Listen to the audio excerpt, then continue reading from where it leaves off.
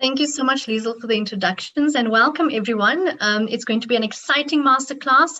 Really looking forward to hosting you guys with Shane, where we will be demystifying the complexities around BBBEE and just understanding the various opportunities that actually await you with regards to the world of BEE.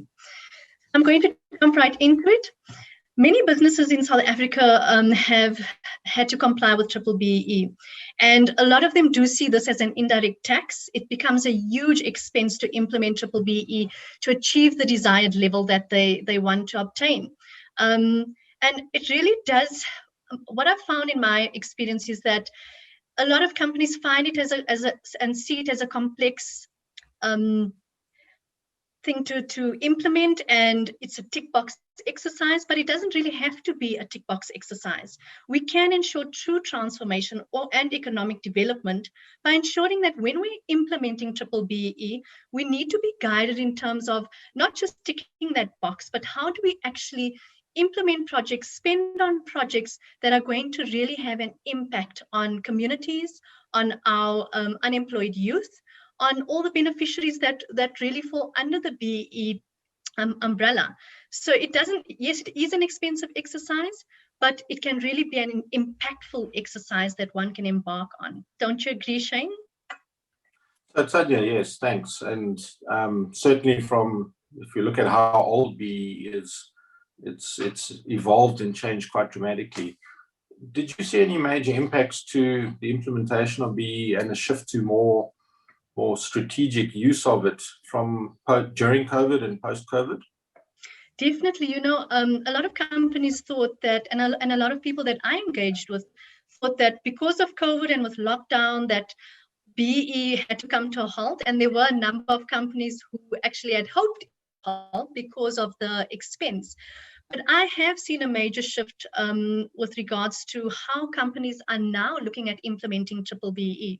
And the shift that has come about is that, with the pandemic, it's really forced companies to not look at their employees as a number anymore, but to really look at investing in them and looking at just what the pandemic has done across the world and how it's impacted small businesses specifically, how it's impacted communities where people have lost many jobs.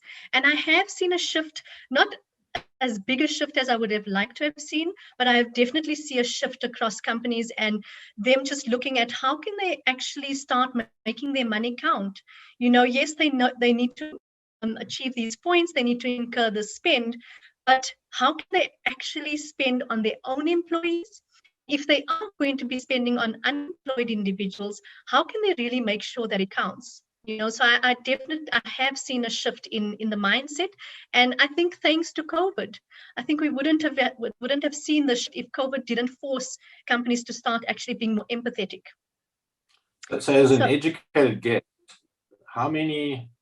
what percentage of corporates would you say before COVID and post-COVID see BEE as a strategic imperative now? Do you think is it 20%, 30%, 50%? Perception I had pre-COVID, I think probably 20 to 30% of corporates saw it perhaps as strategic. Do you have a different view? I honestly think that it hasn't, in terms of the percentage, it hasn't increased as much as we would have liked it to increase. I would say maybe by 5 to 10%, we've only seen that increase come through. But I do think that